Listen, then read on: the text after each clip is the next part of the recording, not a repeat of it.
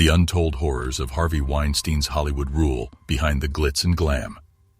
Get ready for an explosive exposé that exposes collusion, abuse, and the brave survivors who broke the silence. This is the unsung tale that will alter your perception of the entertainment business forever. Allegations surface, a disturbing narrative. A lady claims that Harvey Weinstein made her feel imprisoned and afraid while he was still wearing just a towel. Her narrative isn't brand new. We've heard other stories of dropped towels, unzipped robes, hotel suites, demands for massages, ominous threats, injury to the mind and body, and of course, the complicity machinery that got more menacing with time. The alleged incident, which Frontline's hour-long Weinstein program explores in its first few minutes, allegedly took place in 1980, just as the producer was making the switch from Buffalo's concert promotion industry to the more glitzy film industry.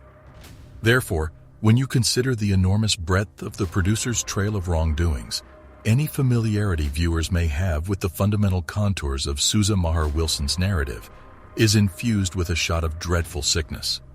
That path was used for many years. More than 100 purported contacts have been recounted by survivors so far, and those are only the ones we are aware of.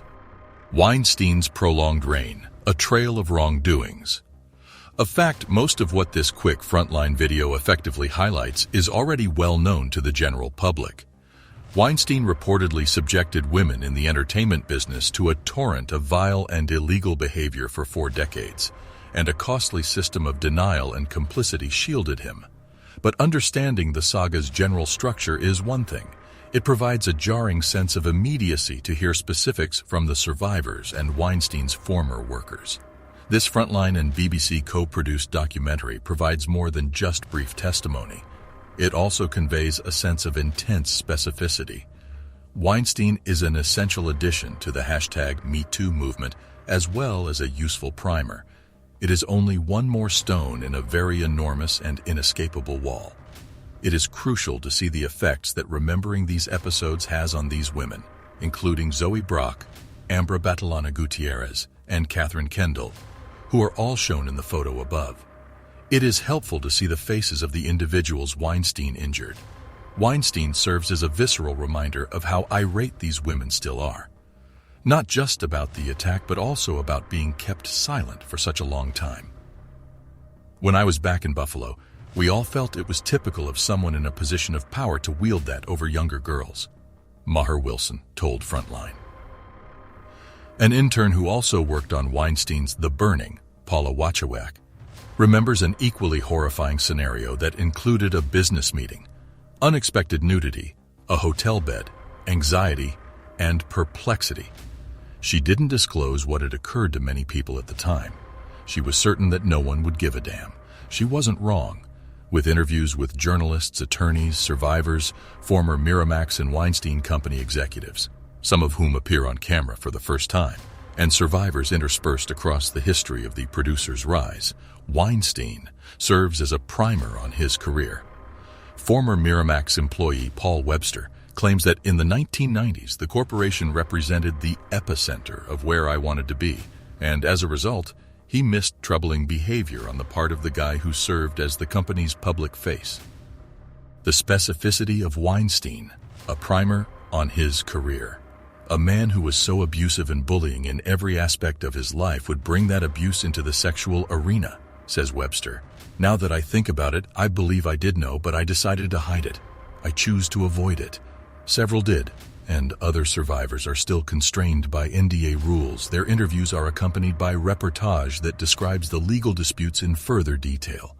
Over 30 years, there were less than 10 settlements of harassment claims. A Weinstein spokesman asserts to Frontline as if this justifies anything. Additionally, the film makes public the following updated Weinstein statement. While he denies any non-consensual sexual conduct, he is genuinely sorry to anybody outraged by his behavior. Conflating inaccurate allegations of criminal behavior with charges of impolite behavior or regrettable consensual sexual contact is immoral and irresponsible. Impolitic conduct. You'd think Weinstein, who has spent decades drawing inspiration from master writers, could come up with something better than this phony bluster. But I guess that's the most he can do without his support system and with just legal actions and police investigations left. It's not like there were no attempts to breach Weinstein's impenetrable barriers of defense throughout the years. For the first time, Ken Auletta of The New Yorker discusses how he first learned about the non-disclosure agreement and misbehavior charges in 2002 from former Miramax staffer Zelda Perkins, who also appears in Weinstein. Auletta claims that his frustration at not being able to verify and publish what he had heard was understandable. Kim Masters, a different journalist, recalled saying to Weinstein, "I've heard you rape women." He did not seem shocked or outraged, Masters reflects. You'd think a typical individual would respond, "I'm sorry, what? You're very rude." And none of that existed at all. Silence that prevailed, fear and suppression. She claims that Weinstein carried on with his bad business practices because he believed he was untouchable. Weinstein wasn't mistaken to believe he was secure, given the number of eager lackeys in the media who helped build him into a legend or who received chatter in exchange for keeping quiet about him. His main tactics were intimidating or destroying anyone who dared to disagree with him. Tom Adjemi, an attorney with AmFAR, recounts being informed by a furious Weinstein that his underlings were looking into him after raising a problem involving the revenues of a charity auction.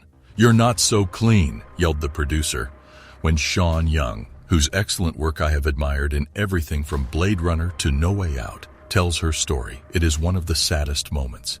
She claims that Weinstein took his penis out in front of her after they collaborated on one of his projects in the early 1990s. And she talks about the price she paid for making him feel foolish for doing so. Of course, Weinstein wasn't the only person who may have negatively impacted her career. It's impossible to escape the conclusion that her career's sharp downturn was likely influenced by the fact that she upset a few important men, as she puts it. And keep in mind that Weinstein and Young differ in that any woman working in the entertainment business has no room for mistake, whereas Weinstein's capacity for destruction expanded throughout his protracted reign of terror. Eric Schneiderman, the Attorney General of New York, describes it as sort of incomprehensible. There hasn't been a formal inquiry into Harvey's actions by Human Resources or the company. Persistence of power disparities and complicity in Hollywood. If one thinks that the majority of Hollywood's power structures and human resources divisions are set up to enable and cover up abusers rather than confront them, it is understandable. Additionally, a victim typically pays a price when she attempts to seek assistance from other types of authorities. Choosing not to press charges against Weinstein, Vance, who is not interviewed on camera, reiterated that there was insufficient evidence to prove a crime in a statement to Frontline. Gutierrez was but one of many women ensnared in Weinstein's web, just like the other women who shared their tales at this terrible hour. It brings to mind the myth of the Minotaur, who was a terrible hybrid of a man and a bull. Weinstein wasn't the only horrible creature living in that maze, though, and no matter what happens to their monster, the maze of judgment, red tape, rage, and harm persists for survivors of abuse, assault, and harassment. Members of the business community may wish to reflect on the reality that, despite Weinstein's condemnation and exile, the types of enormous power disparities shown in this video continue to exist as Hollywood gets ready for Sunday's Oscar celebration. The structures of complicity that supported several strong producers and still do so are mostly still in place. The extensive stream of excellent reporting that was sparked by the Weinstein affair has made it evident that the Oscar-winning producer was neither its single creator nor beneficiary, but rather the product of a long-standing culture of complicity and a profoundly unequal sexist system. Variety and several other magazines have been reporting for months on guys who have been accused of violence and harassment by numerous sources, but are still employed. Has power altered? Even though the current atmosphere has changed and some people have woken up. Have the most influential institutions realized how bad things are? It remains to be seen if the Weinstein period will expose a whole system of abuse, much less transform it. One individual was brought to justice. Now that Weinstein has fallen from grace, he is an abandoned idol. But he overcame this and contributed to the development of an industry that makes art out of and makes money from stories about the redemption of disgraced individuals. A video clip from Weinstein was shot shortly after the New York Times and the New Yorker first reported on his transgressions. Weinstein asserts that everyone makes mistakes, hopefully a second chance. Conclusion: towards a safer and more just industry. The documentary Weinstein tells the horrifying story of Harvey Weinstein's violent actions and the system that shielded him for years. It emphasizes how crucial it is to maintain awareness of abuse, harassment, and violence and to take action against them. The film serves as a reminder that even though one person has been brought to justice, the struggle against systematic abuse is still ongoing. The goal is that by revealing the reality, society will endeavor to develop an industry that is safer and more just for everyone involved.